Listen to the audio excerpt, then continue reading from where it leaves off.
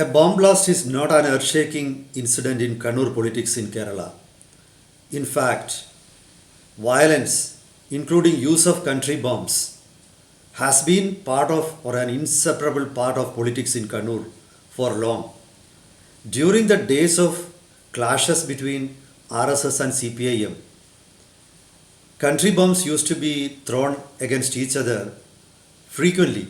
Bomb blasts used to get reported from different parts of Kannur almost on a weekly basis. But fortunately, that has ended. A truce has been reached between Sangh Parivar and communists. So today, when a bomb blast was reported from a place named Kirara at Kannapuram in northern Kannur, that evoked much interest. Especially the man who is associated or linked to the whole incident. His name is Malik, also known as Malik. He is an intriguing personality. So I think that is the main reason why media got attracted to this blast. One person was killed in this blast. The CPIM district secretary of Kannur, K.K. Ragesh, went to the place. He wanted the police to investigate into the details of the whole incident. He doubted whether somebody else was involved in the whole incident. Meanwhile, the Congress district president, Mr. Martin George, alleged that there was a deliberate attempt from the part of CPIM to connect the accused or the main person who is under the cloud of doubt with the Congress. The whole incident is intriguing. Meanwhile, there are references to the links of the man who is linked with the blast, Malik, with the banned Popular Front of India. Many reports have appeared on digital media, and there are many posts in social media that connect this person with the banned terror group. We don't know. The whole incident is intriguing. So let's take a look into the whole situation. Welcome to Insights. I am Hari Kumar. As I said, the blast today occurred early morning around 2 a.m. at Kirara in Kannapuram. The blast occurred at a house rented by Mr. Malik. This person reportedly kept country bombs inside his home, or some reports say there were people at home who were trying to make country bombs. So, what was the need for that? Why were they making country bombs?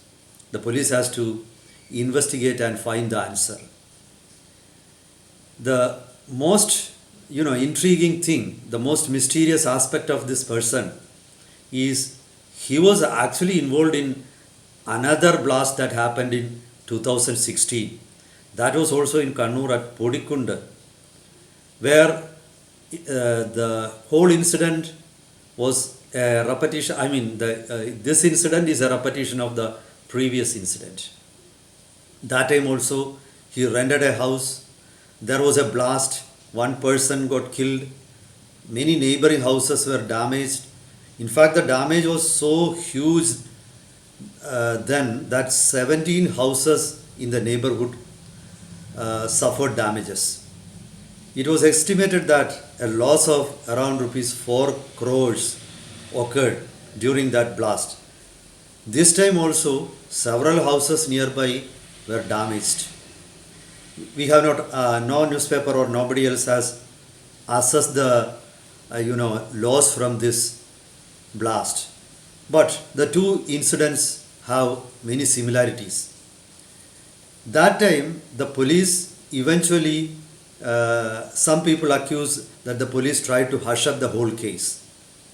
And the case was registered against keeping unauthorizedly keeping explosives. So this time also, I think it would end up like that, because that has been the way things have been handling in the district by the police. all political parties will accuse each other. Only thing is that this time, I mean, regarding this person, nobody is accusing Sangh Parivar of any links. A man was killed in the blast today. His name is identified as Muhammad Ashan. He is a native of Chalad in Kannur. And we don't know how he died. Some reports say a couple of people were sleeping inside the house, and during the blast they got one person got killed. We don't know the fate of other person. I assume that the other person got injured and perhaps he has been admitted to a hospital.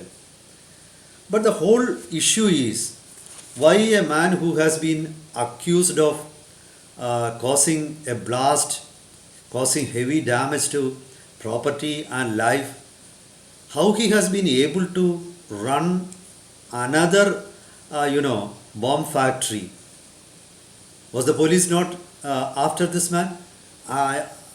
From newspaper reports, I understand that a case is still going on related to the older blast.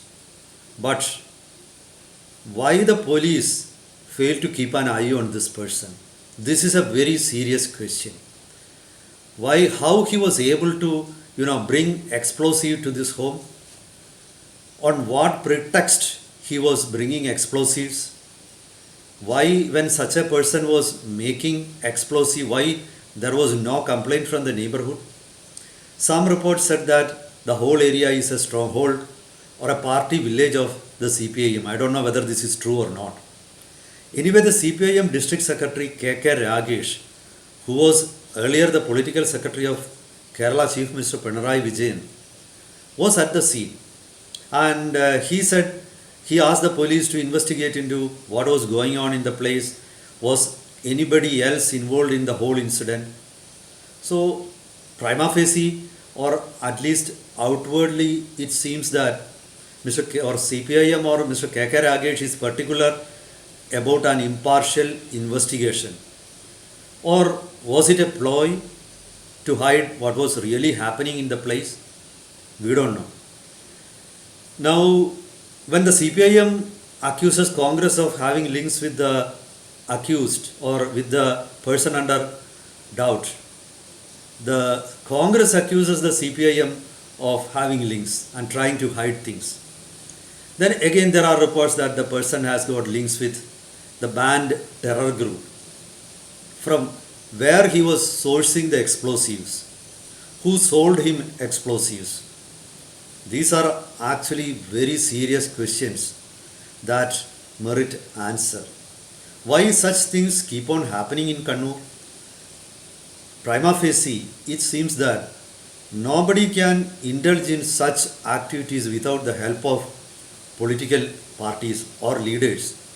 And to a great extent, the police might have turned a blind eye towards what was happening. Otherwise, as I said, a man who has a history of, unauthorizedly keeping explosives at home. And surprisingly, this man selected a highly populated area for running his bomb factory. And that is also intriguing. Perhaps there is a reason for that, because if you keep a secret in public, then you can keep it safely, because nobody will think that it's a secret. So sometimes making a secret public in a different way is the best way to keep that secret or hide certain more serious issues. So this man, I think he is very cunning. Then there are reports that he rented home in the name of another lady who he claimed that he was his wife. Some reports say that the lady was not really his wife. They were actually living together. There are reports like that. So, was he married to anybody else? That also we don't know. And in the earlier case also, that was in 2016 when the blast occurred, then also he rented home in the name of his wife. So it means that he is very cunning. He doesn't want to have any proof of his link with the bomb factory. How did he select people to make country bombs or make explosives? We don't know. Meanwhile, earlier, the police had registered the case for unauthorizedly keeping explosive, and the man claimed that he was actually he kept those explosive for the for using in fireworks for a temple. That might be a facade, not a not truths. So this time also he will find a pretext for what he was doing there. Anyway, it seems that many many secret things are happening in Kannur. Accidentally the blast occurred. Let's hope that the police, on the basis of the current blast, the police will look into the whole incident and will go into the conspiracy angle if there is any. Let's wait for a couple of days. I will come up with updates. Till then, goodbye.